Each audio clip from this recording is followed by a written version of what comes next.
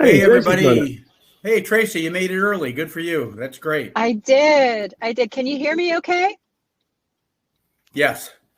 Great. Yes. So welcome, everybody. We're really excited to welcome you to a Taylor Tuesday. Dr. Krause is on the road, and so I'm the fill-in or the lone moderator this evening. But welcome. So we're lucky to have a couple of good friends here. Pete Turnball from Sersha. I say that right, Pete? Isn't that You nailed it. You nailed it. Sersha. You're like one of the only people who can actually get it right. Well played. I think that's because you probably taught me.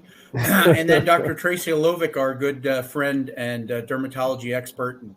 And so we're excited to get rolling here. So we're going to start off. I will going to do a little intro here, guys, about Taylor. And then Dr. Lovick, Pete's going to do a few comments about Sersha, and then we'll let you get into your clinical presentation. So I want to remind everybody that we're thrilled that you're here. This webinar, of course, will be on the Taylor Medical site, Toot Suite from Siobhan and Carla and Ashley and the team at Taylor. And thank you to them for coordinating this whole thing as usual, too. But you'll be able to watch any of the old webinars. We're seeing a lot of people go back and check things out, especially the coding ones, which has been great. But you can go to the Taylor Medical website, click on the webinar button, and you can watch this again. So, and you're definitely going to want to do that after you hear the great presentations from Mr. Turnbull and Dr. Lovick. So just a reminder for everybody, for those of you especially who are new and those of you who have been on a lot, we thank you for being on here for the last almost 2 years now. But for those of you who have not, please get your information sent over to Taylor. You can come up with the data. You can present it any way you can. If you can do an Excel sheet, even better. But I know not every doc is tech savvy. So whatever you can do to get the information over to Carl and the team, and the products you're using, the vendors you use, the pricing you have, the size of the products that you want, you can put them all in a Word document, a spreadsheet, however you want to do.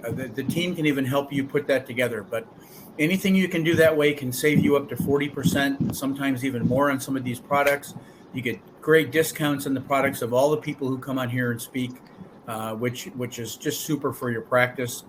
And we definitely want you to please get involved. We're seeing tremendous savings. The company has been growing leaps and bounds because of what you are all doing, and it's very much appreciated. So please participate. That's the way that this company gets stronger and continues to grow and gets even better discounts, is when everyone participates, not just becomes a member, but actually uses the platform that exists. So please do that. And so we're excited. So we're going to first start out with Mr. Pete Turnbull from Sersha. And Pete, I'm going to jump aside, and then Tracy, I'll come back and get you rolling here in 3 or 4 slides. But otherwise, I'm going to just disappear and let you guys do your thing. Thanks so much, Dr. King, and really thank you to everybody at Taylor for having us on.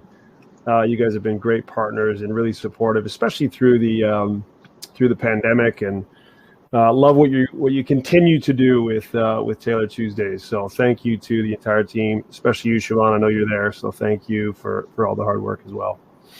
Okay, before we had originally planned that Tracy, you were going to be about 15 minutes late, so I was going to talk about Swift, and then you were going to come on and talk about Warts. But now you're here, so you get to hear me talk about Swift for a minute or two. First of all, glad you could join us. Glad you could join us early or on time, whichever it is. Are you joining us from a taxi? Uber? Where are you joining us from? I am, yes. I love it. That is modern day webinar presentation. Well played. Okay, so I'll just open up just a little bit about the technology, and I know we've done one of these webinars, more focused on the technology itself previously. We wanted to sort of shift the focus of this dialogue really to more clinically oriented conversation around warts. And ultimately, the question we sort of get asked often is really, what is Swift and why should I care? Like, what is this box? What's it doing? And for us, and for any technology that I've represented in my career, it's about what problems do you solve? And really with Swift, we're solving 2 primary problems. We're solving a clinical problem with warts, which are historically very, very frustrating condition to treat. So that's number 1, and everything starts and stops with that. So that's what Dr. Lahovic is going to be here to talk about today, is why warts are such a problem and why we're seeing, really promising results with Swift as a solution to that problem. And then the next problem we solve as a result of that ends up being a practice management challenge for a lot of people, which is focused around differentiation and high value patient flow. So as someone who owns and operates a practice, how do you stand out from other dermatologists in the area, podiatrists in your area, and how do you actually generate higher value patient flow coming through the door? And that's what Swift allows you to do, because it falls outside of traditional reimbursement codes. So just a piece quickly on that. This is about differentiation, right? So it's about standing out. It's about putting a pin in a map in a place like Austin, where Dr. Tomajan is one of the only providers, right? It's about, Tracy, you're one of the only providers in the entire state of PA to be able to offer this treatment. We still only have about 300 clinics now. We launched in 2019. There's only about 300 clinics now with Swift in the US. There's still a massive opportunity to stand out from the other providers, and that's across dermatology and podiatry. So in podiatry, there's still a significant opportunity to stand out. And then the next piece is about driving, higher patient conversion and higher value patient conversion. This is where your digital presence come in, and this is a big part of what we do with Swift. There's the product itself, but then there's the support that we offer in terms of marketing and getting your practice up and running. So there's a big piece to that, which I won't go into today, but if you're interested in speaking about it, we're always more than happy to chat to you about how we do drive patient flow. And then the financial piece, again, this is for a conversation for another time if you're interested in it, but the numbers are really, really promising when you boil it down on an ROI perspective. So that's the piece for me, just about the actual technology itself and our program. We'll circle back to the end if you do want to reach out and have some questions or would like to discuss further. We can set up a time to connect with you specifically. But let's not belabor the point too much. Dr. King, if you would like to come back on, you can. If not, I can intro Tracy, whatever you prefer. Why don't you go ahead? Why don't you go ahead, Pete? Tracy doesn't even need an intro. She's such a famous derm queen now. Don't take that as a good term, Tracy, not a bad thing. But I'll let you, Pete, do the thing, and Tracy, I'll let you do your thing, and I'll just keep to the side. Awesome. But no, Tracy, thank you so much for being on tonight, and you're such a great advocate. Quick story, when we launched this business, we reached out. The technology actually comes from Scotland, which is where the name Saoirse comes from. And one of our key researchers and sort of the brilliant minds behind the technology, we went to them and said, okay, first person in the US, who do we have to reach out to? And there was only one name, and it was Dr. Tracy Lehovic. And so we were really fortunate to connect with Tracy early in our sort of journey.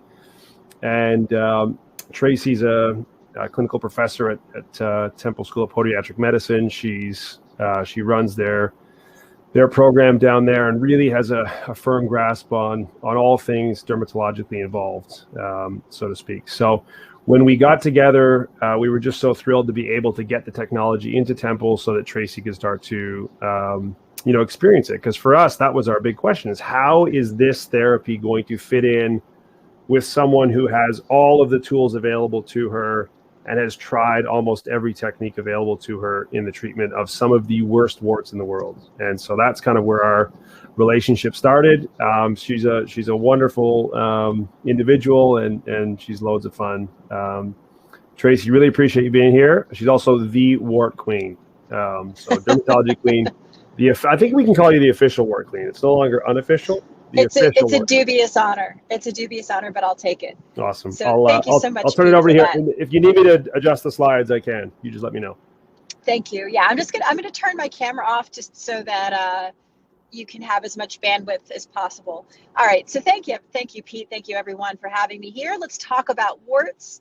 I love treating warts. It's a disturbing thing. So we all know that the cause of plantar warts is the human papillomavirus, which is a double-stranded DNA virus. And we know there's different strains of HPV, namely 1, 2, 4, 27, 57, just to name a few. But the thing that I really want to drive home right now is that warts, the warts that we think about are not that deep. They're superficial, okay? The virus, HPV virus, infects the basal keratinocyte in the basal or deepest layer of the epidermis. When you debride a wart and you see that pinpoint bleeding, that's because the wart has created a papillomatosis, or an interdigitation of the papillary dermis. So it's created the papillary dermis where the little blood vessels are, because the blood vessels are in the dermis, not in the epidermis. It's created them to be more like finger-like versus more of like a hill or sine or cosine wave. So as a wart is resolving, you will see less and less of those red dots or those thrombosed capillaries, because the dermis is going back to normal. So the thing is whenever people have focused on going deep with warts, they really don't have to. You have to focus on the epidermis, which is where the wart is. So a question that patients ask me a lot is, am I contagious? Well, let's talk about that. So you have the HPV virus infecting the basal keratinocyte where there is cell, the nuclei are dividing, okay? Once the cell goes past the basal layer and it transits upwards towards the stratum corneum, it loses its power to have the nucleus divide. And basically what the virus does is it takes over the cellular organelles and it makes it replicate its DNA and makes it create its viral envelope. So by the time you have that cell, as you can see in the slide, get up to the stratum corneum, you have a fully developed viral particle with its DNA and the viral envelope. And as you are walking, your skin is shedding. So, whenever I'm walking barefoot in my house or walking barefoot in a hotel room, my skin shedding. And if I had a wart, that skin cell that would be shedding is releasing the virus into the environment. So yes, you are contagious when you have an active wart. So no completely effective therapy exists, because patients are coming to you whether it's because they have a cosmetic concern or it's actually painful. So our goal is to restore the skin appearance and clear the visual appearance of the lesion. Now, there are patients that have their warts disappear within 2 years, but I never see those patients because obviously they wouldn't be coming to me if their wart just disappeared.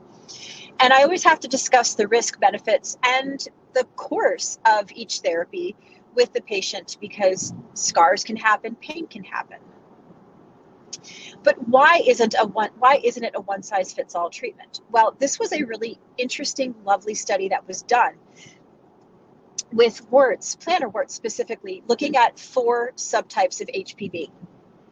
And in the 4 subtypes of HPV, they identified not only what these warts look like visually, but they also figured out what the warts are responding to treatment-wise.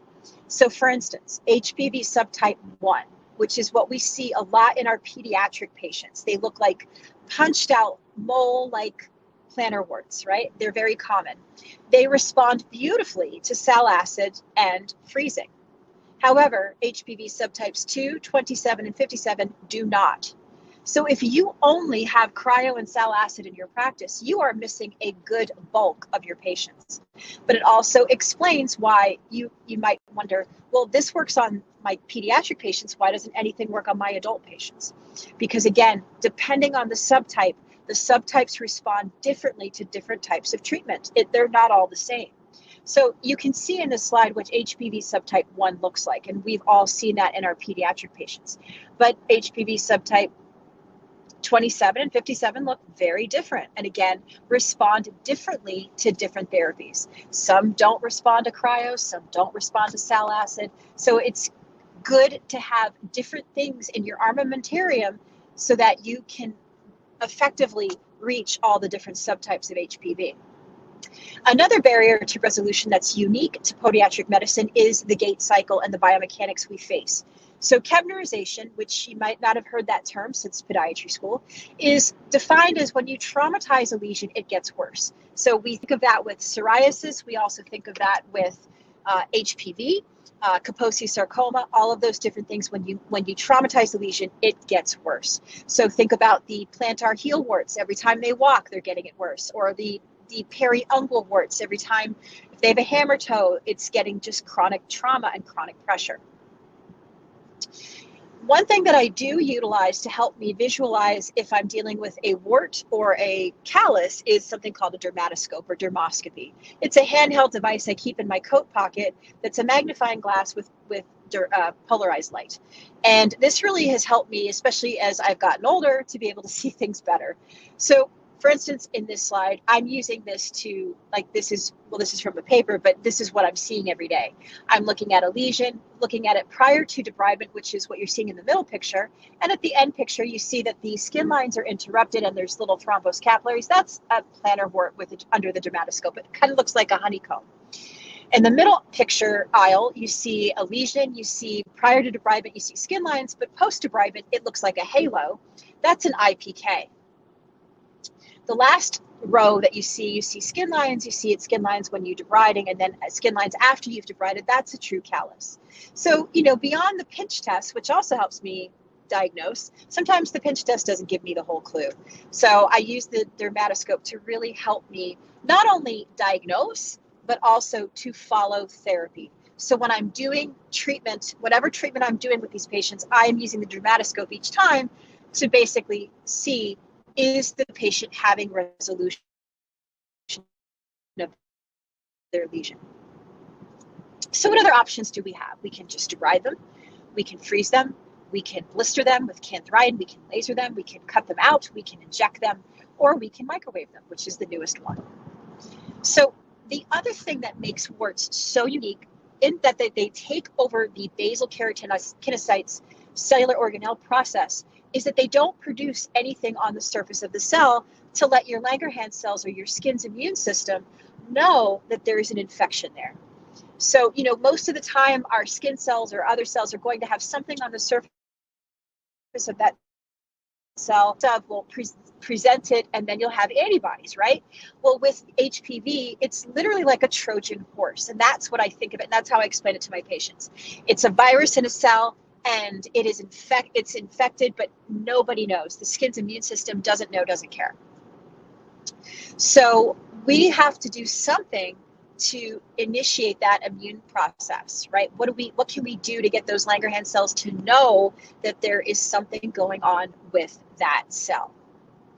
So the microwave is something that is studied. It came out of the UK. Dr. Bristow, who is my counterpart in the UK, was a big part of this machine in its development. And I've known about this machine a long time before it came to the United States. And I used to bother Dr. Bristow, like, can I get this machine? I really want this machine. I really, really, really want this machine. So thankfully I finally got it. But before that, I was excited to see what their results were. And this was a landmark paper showing its use in the treatment of a plantar wart.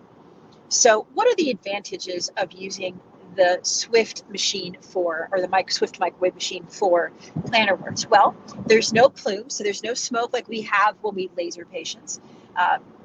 Little to no downtime. Basically, what I experience are patients who do have pain in their lesion have a gross decrease of pain, whether it's immediate or within the week. I've had patients come in with plantar warts who are runners, and they're like, I can't run, I'm in so much pain. And they'll report back to me with their second treatment saying, Doc, I can't believe it. After 1 week of having that treatment, I had no pain. And that's a beautiful thing. The other thing is that there's no anesthesia required. There's 1 or 2 patients in my practice I actually do a local injection, but on the whole, 99% of them do not. And there's no dressings. I don't have to apply a Band-Aid. There's nothing that they need. There's, again, little to zero downtime. So it really depends on the patient there, but on the whole, no downtime. So what is microwave energy? I know when I explain it to my patients, the first thing they think of, and I can see it in their mind, that they think that I'm going to put their foot in a box. I'm like, no. Microwave energy is between, radiation energy and optical light, right? So basically, it's doing what you think it's going to be doing. The heating of the water molecules, it's making them align in the microwave field, and it's creating this rapid heat that's creating those collisions. The water molecule collisions are creating friction, which is creating rapid heat. So a power comparison, the Swift microwave system is in the middle. That's what it looks like. It's not a box. The actual microwave in your kitchen is on the side, and that's about 1,000 watts versus your mobile phone, which is about 100 milliwatts. So it's almost more like putting your foot on your phone, although I don't recommend that, more than it is an actual microwave that you use in your kitchen. So it's on the lower end, of course. So this is creating immune modulation. As I mentioned before, we have to uncloak the virus. We have to open the Trojan horse and let the body know that it's there. So this is non-ablative. What is ablative? Ablative is where you're cutting the skin. If you have used a CO2 laser in your lifetime as a practitioner, you have ablated a lesion, okay? So that's tissue destruction. The microwave, the Swift microwave, is a non-ablative machine. So we're basically causing that rapid heat, causing that, elevating that tissue temperature into the hyperthermic range anywhere from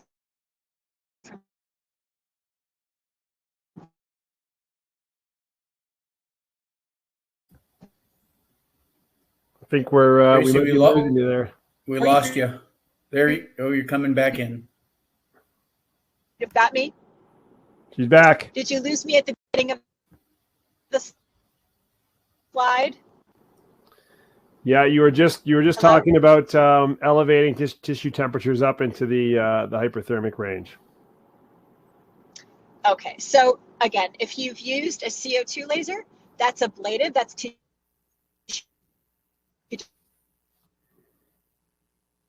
destruction. This is non-ablative, so this is not causing tissue destruction. Range that it's uncloaking the virus. So you are getting the heat shock proteins being expressed on the surface of the cell, the keratinocyte, which is allowing the Langerhans cells to know that there's something there. So this is immunotherapy or immune modulation. So a summary of findings that have been done in some papers and posters around the world was that there was increased cellular apoptosis, which is programmed cell death. This is, again, reduction of the proliferation of the immortal cells, upregulation of the heat shock proteins. And to me, that's the important one, is that heat shock proteins and the apoptosis. So we're gently killing those cells because we're allowing something to be on the surface of them for immunotherapy to take place. So the preliminary study results of it demonstrated immune response of the 54 warts that were treated by the microwave. 41 had resolution. 13 didn't have resolution, and there was one who just didn't show up. That always happens. There are 9 that remain unresolved, right? There's always patients who have some, form of non-resolution. And there are 3 warts that basically withdrew from the study. And that always has, someone who does clinical trials, that always happens. But the bottom line is that it created a response in this tissue. So how do we treat patients? Well, I treat patients once every 4 weeks. And I'm applying the microwave device to their wart for 2 seconds, 5 times. So if it's an isolated lesion, that's 5 times 2 seconds. But when I have larger lesions, I am getting that whole surface area. So, if they have more than one lesion, I'll go between the warts to make it comfortable for them. And then you can do a follow-up time period. Most of my patients, I'm following them with the dermatoscope. So when I see resolution, I'm discharging them from my practice. So in the studies, there was an 83% resolution rate and a less than 1% recurrence. I definitely have not seen recurrence in my practice at this time. So, but I do change the energy, which can be anywhere from 8 to 10 watts. I am changing that based on the location and the skin thickness. So for instance, the tips of the toes, I am not doing at the same watt level as I am the bottom of the foot or the heel. It really depends on the patient, but to try to do that same energy level on the tips of the toes is really uncomfortable for the patient. So I'm very cognizant of where I'm treating and what I'm treating. So these were the first patients I treated. Now, in the picture that, at the beginning of the arrow where it says January, I had used pulse dye laser on that patient prior to using the microwave. So you can see the dried blood that is very characteristic of when you are treating someone with a pulse dye laser. That's what it looks like a few weeks after. So I treated this patient in January, the first time I received the microwave. I treated the patient in February, and in March, at the end of the arrow, that is showing resolution. There's skin lines throughout that area, so that patient had complete resolution after 2 treatments. This patient, the 21, 18, and 18, those are the actual days of the month that I treated. So January was the first time I treated them. February was their second treatment. You can see there's a little bit left. And March, I did not treat them. That was their follow-up visit, and the wart had resolved. Again, with this patient had received no other treatment prior to my using the Swift microwave on their wart. So you can see the top picture is that lovely, juicy, happy wart. The middle picture, again, had great resolution after the first treatment, but there was still a little bit there via my dermatoscope, so I treated it a second time. And on the third visit in March, there was resolution of the lesion. So I just want to state really quickly that I have also used this on IPKs. I have patients who come in with the genetic form of IPKs. They're very painful, or they just have an IPK in general. So I was inspired by Dr. Bristow's work in the UK to utilize them on patients, and it's more about pain control, and that is what has happened. In fact, I still see one of my first patients I did this on regularly. He comes to me for other things, but he has brought his whole family in to see me for microwave therapy because they all have the genetic IPK type lesions on their feet. His lesion actually disappeared. So even though it wasn't a wart fulminantly with a dermatoscope, it was, again, something that he's had for years. It's very painful. He just was miserable. He tried all different kinds of treatments. After the first treatment with the Swift microwave, he had no pain, and that was life-changing for him. And I never did another treatment on him. He didn't need it. He's like, I have no pain. But I just recently saw him about 2 or 3 weeks ago again for another issue, and I couldn't find the lesion. So I was really, really happy for him. Unfortunately, he's got other things that I've got to deal with that I can't treat with the microwave. But again, I have used it for things other than plantar warts. So that is the end of my formal presentation. I'm not sure if questions or if there's going to be questions that you're going to moderate for me. I got a bunch for you. So that's great, Tracy. Thank you. I love the costume. I hope you wear that in the office too, especially this coming week. So, the thing is nobody can say that I'm not Wonder Woman because you've never seen me and Wonder Woman in the same room. Just saying. Oh, there you go. I like it. That's great. Good. So a couple of things. I'll start with some questions for you, Tracy, and then some even for Pete. Tracy, I've been a big fan of dermoscopy, and I'm certainly not an expert at it by any means, but a couple of questions with that is, one, how does one become trained on using it properly? And secondly, do you bill your patients for the dermoscopic exam? Okay, so the first thing is you don't bill for dermoscopy. It is part of your diagnostic process, and it takes seconds to do. How did I learn it? It took time. It is not something you learn overnight. There is a learning curve. And I went to a lot of dermatology meetings. I read a lot of books. I went on a lot of websites. I have given dermoscopy workshops at the APMA, and I'm sure, I'll be giving, dermoscopy lectures other meetings, but that's a place to start. There's some great textbooks out there. There's some great websites out there for free that you can at least start reading about it and getting your eyes wet, so to speak, so that you can at least start to learn patterns. Because again, it's a lot about learning patterns. It's a lot about feeling comfortable. It is meant for pigmented lesions. That's what it was designed for, but I use it for so much more than that, especially again for warts. And nobody tells you when you're over 40 that your eyes just betray you. When you see things up close, that that you need your bifocals and all that stuff. So just wait till you're north of 60. Just wait till you're north of 60, dear. You'll see. That's great. Hey, so another question was, do you ever use Aldera cream? So in my hands, I have never had success with Aldera. I first started prescribing Aldera when I was doing my dermatology fellowship on genital warts, because that's what it was meant for. So of course, when I went into regular practice, podiatric practice, I tried it. I have had zero success. I know there are podiatrists out there who have had success with LDARE and plantar warts. I just don't seem to have it in my hands. And that's just me. It doesn't mean it's not right or wrong. I just don't. So I don't prescribe it. Okay, very good. You talked a little bit about the contagiousness of this, and I think, at least in my own practice, the majority of the patients who had this were adolescents, young teenagers, mid-teenagers, right over, and then for whatever reason they seemed to get to adulthood, and maybe it was hormonal. You could explain that maybe to me.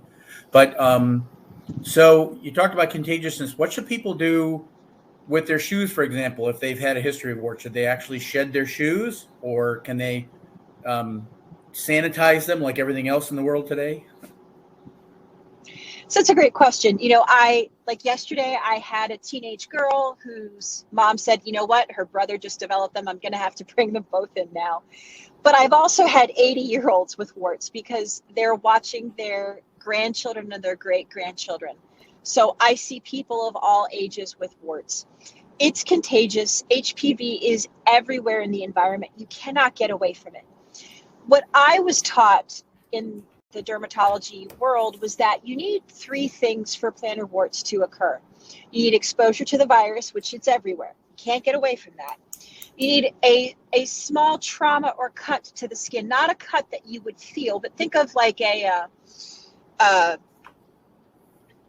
just like a rough feeling that you would feel if you were in a concrete pool. You were walking on a concrete pool bottom. And then lastly, you need the 3rd thing, which is a slightly depressed immune system. Maybe you weren't feeling so good that day. So it doesn't mean, like, I touch warts all day. I should be tree man with my fingers, right? I should have terrible warts on my fingers. I do not. But the point is you need those 3 things, really.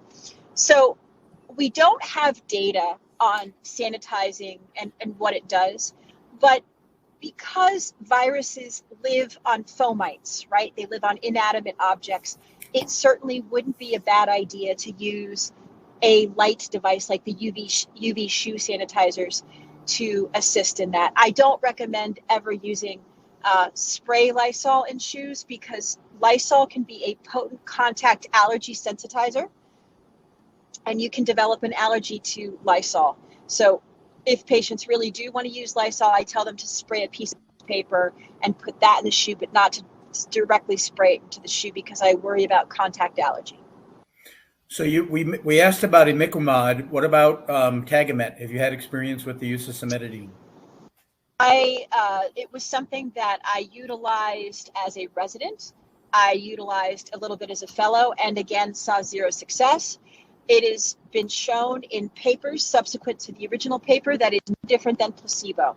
So the placebos had the same effect, which was not much for plantar warts. Again, there are some podiatrists out there who have fantastic success with Tagamet.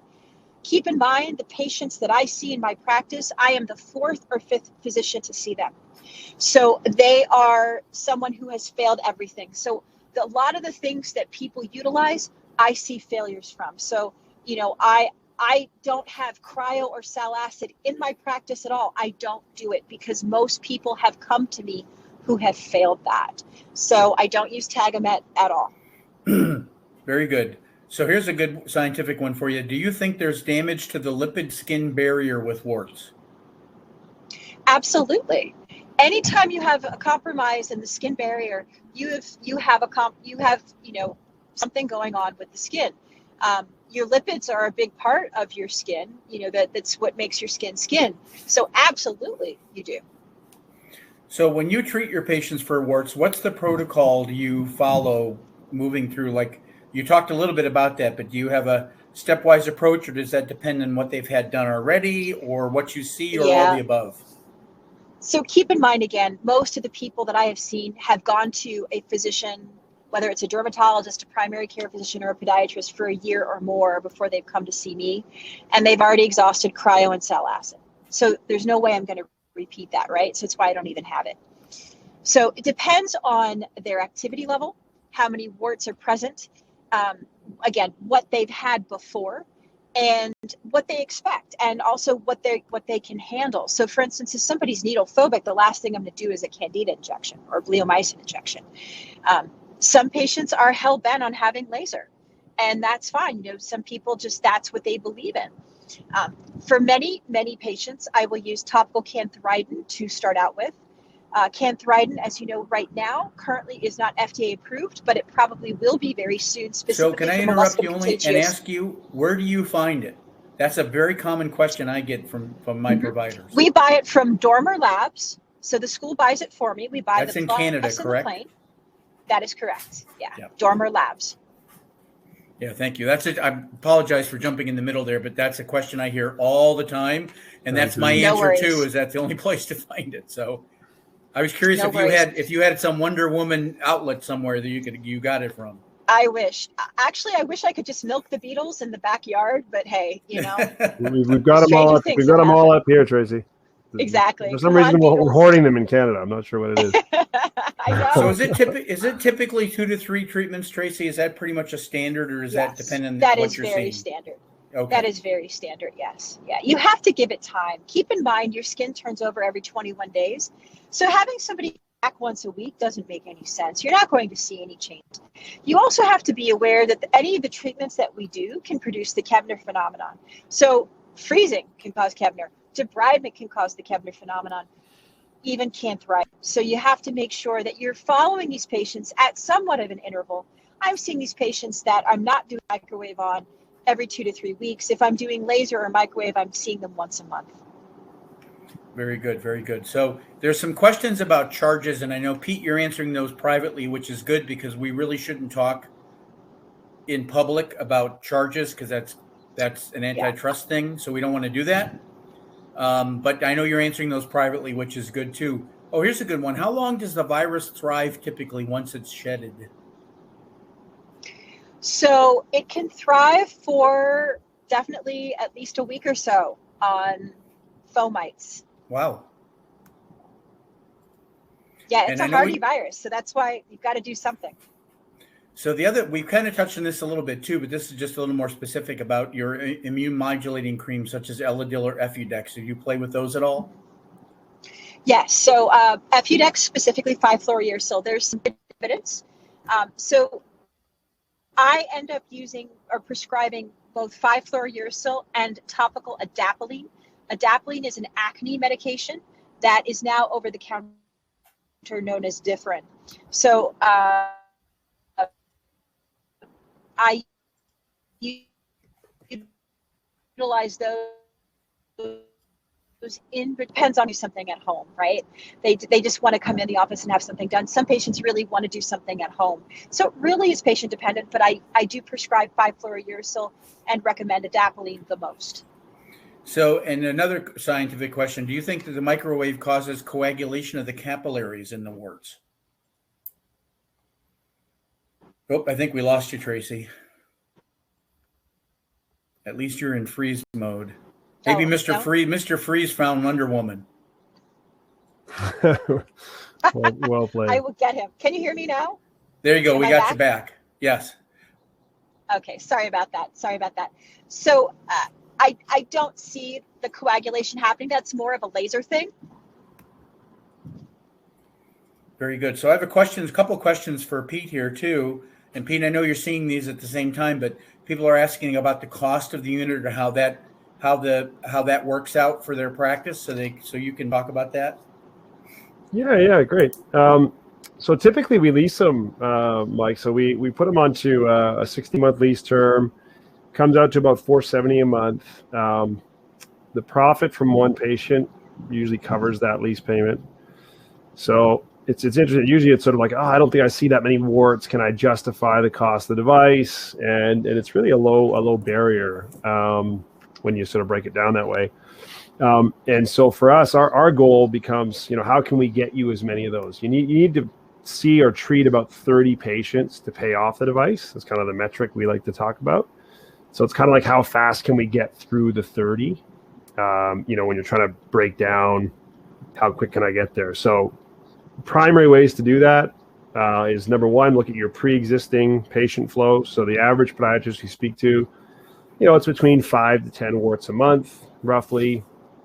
We see about a 70% conversion rate. So not everyone who comes through the door is going to say yes to Swift, because it is outside of traditional reimbursement codes. So it's something people are billing cash for.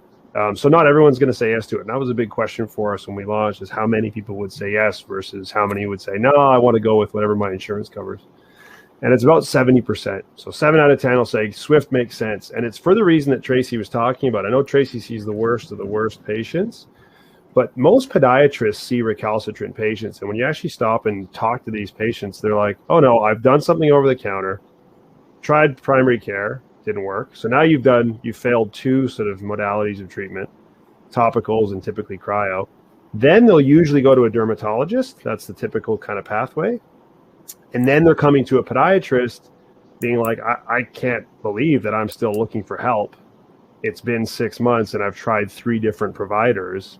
So they're coming to you and they're like, well, what do you got? And so it's a really hard thing for providers to be like, I got the same thing as the last 3 people that failed. So it's been a really neat journey for us, because some of these patient stories, which we didn't anticipate, are like really emotional, like they're really emotive. And then when they do find Swift, like from our marketing efforts, or if they're just doing their own research, they're willing to travel long distances. I mean, people have flown in to see Tracy.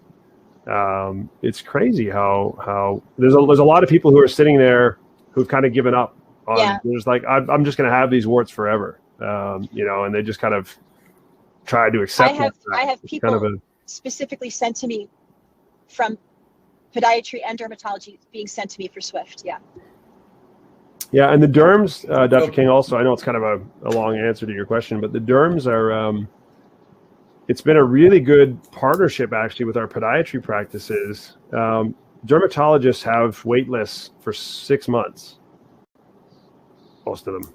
And they're more than happy to refer their plantar wart patients to podiatrists, like more than happy, as long as we're getting them better and they're coming back to see them when they need, fine line and wrinkle treatment, or they need cool sculpting or whatever, the high value stuff, like, for them, they're like, great. They called warts the ego killer, and which it is. Like, it's sort of that thing you have to look at and be like, I'm not sure I can help you here. Long answer, but all your nose back to them. Yeah, exactly. Long answer, but it's basically we lease it, and it's a patient a month. That's kind of the break even point. Yep. You have to purchase the tips as well, Pete. So what's the cost of the tips? And then an interesting question I got was, why aren't they reusable?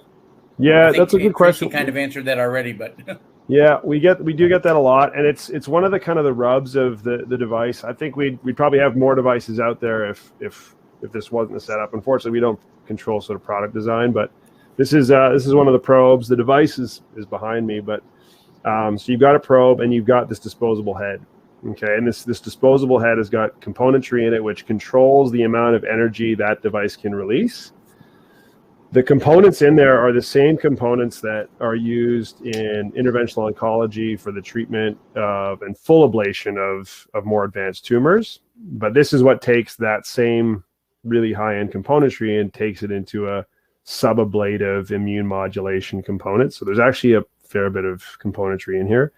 So the tips themselves are expensive. They're about $68. So typical treatment charge is between $200 and $300 in the US. Sort of varies rough. The average is about $250. And so that from that standpoint, the clinic keeps sort of in that sort of 180 to 200 kind of a range per treatment.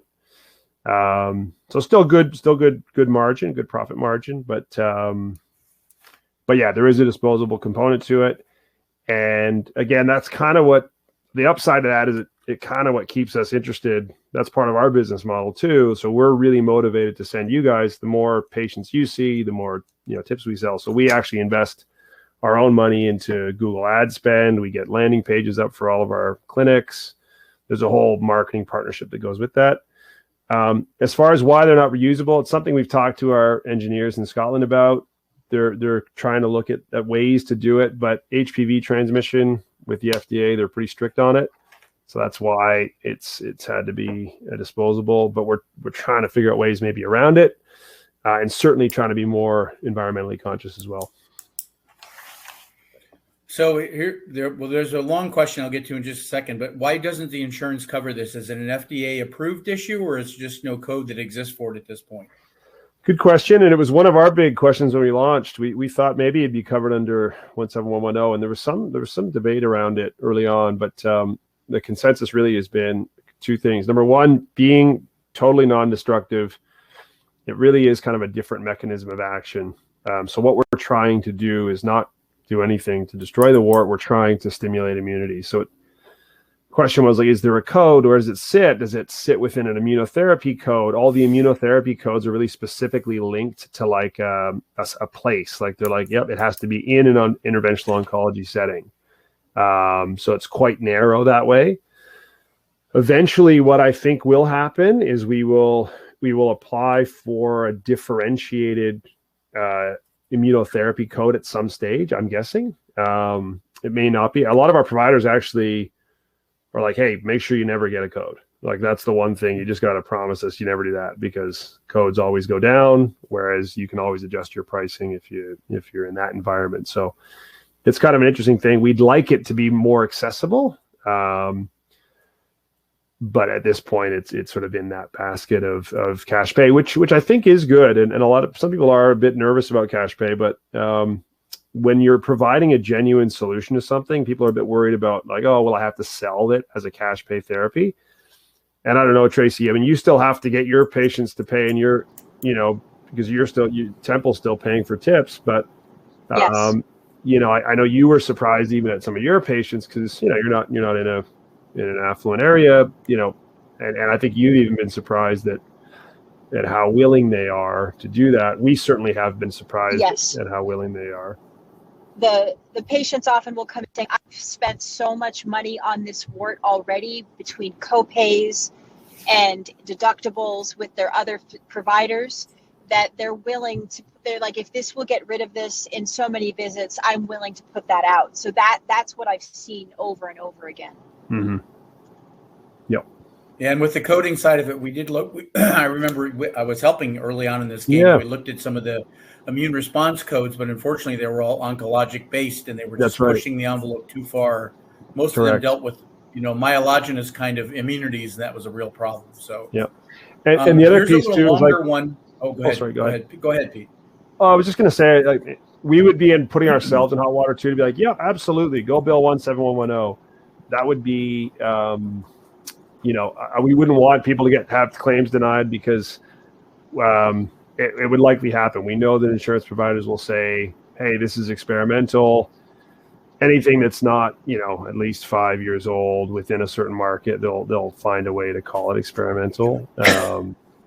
So that's part of it. The other part of it too, you mentioned 20-year-old stuff. They find ways to do that. Yeah, exactly. Implants come to mind. Right. And then part of it is too the FDA clearance. So we have a clearance off the predicate device, which is an oncological device. And so they'd say, okay, it's FDA cleared. We don't approve it for. So we'd be putting ourselves and our clients and you guys in hot water if they're like, yeah, totally, bill away 17110, you'll be good to go, and then you'd be calling us pretty angry. So Tracy, here's a little more of a lengthy one, but so I've had hit or miss results with the therapy, some amazing results, some not, which is consistent with any therapy, of course. I've had a few patients that have had 2 to 3 treatments with not much response. What do you usually recommend with those warts? It just depends on what they have or haven't had previous to that. You have to give it at least four treatments. That's what I do. Okay. And then another one, they said they had somebody with a large patch and they couldn't really tolerate the treatment. So they did an excision, but they said they came in with a T-shaped wound into adipose layer. Any ideas why? I don't know what their excision technique was. I don't know what they did. So it's really hard to assess what that could be.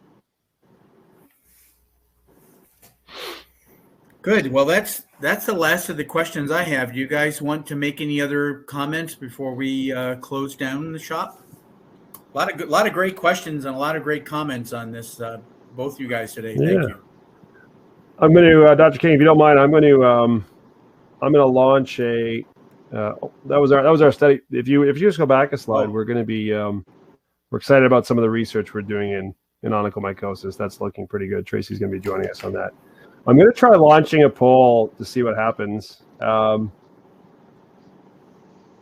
don't know if this comes up for anybody. I just tried launching an offer. If anybody wants to learn more, you can click there. You can give us your information, and we can get you like an info pack with study information and all that sort of stuff. I'm not sure if that's up or not, but if you'd like to learn more, there's a little button there. It'll take you to a little form. It said I've published it, but it's under offers. I don't know if that's come through. If not, you can just go to our website. I'm sure that we can get that over to the Taylor website so that people can go there and find it, Pete. We can work with Carla and the team and Siobhan, and I'm sure we could get this up on the Taylor website. Yeah, no, that'd be great. Well, thank you guys. Appreciate it, Dr. King, and a lot of good comments. A lot of good attendees, great questions. Tracy, thanks for being mobile and doing this. I know that's always a challenge. But we're thank everybody for being attending. Thanks for having me. You're welcome. Thanks for being here. And we appreciate everyone being here. And we're hoping that you'll join us again in 2 weeks. We have our next is on carbon fiber AFOs, what you need to know about applications, custom modifications and billing, and is presented by Joseph DeHeer. Many of you know his father, Patrick DeHeer, member of the APMA Board of Trustees and a very successful surgical practice in Indiana. Joseph is one of the co-founders of a pedorthic company in Indiana called Thrive Orthopedics. They have amazing carbon fiber AFOs, by the way, for drop foot problems, and also with Chris Kale, CPO. And I assume Dr. Kraus and I will be part of the moderating team, but thank you again to Tracy, Dr. Lahovic. Pardon me, I always do that backwards. I got Saoirse right, but I can't get you right, Tracy. I know. Cool. Lahovic, like Vlasic pickles. It's like saying Vlasic pickles. I heard Vlahovic. Got it. But thank you, Dr. Vlahovic, and thank you to Mr. Turnball, and thank you to everybody for joining us. We appreciate it. Everyone have a nice, safe night, and we'll see you soon. Be well. Thank you. Thanks, guys. Appreciate it. Thanks.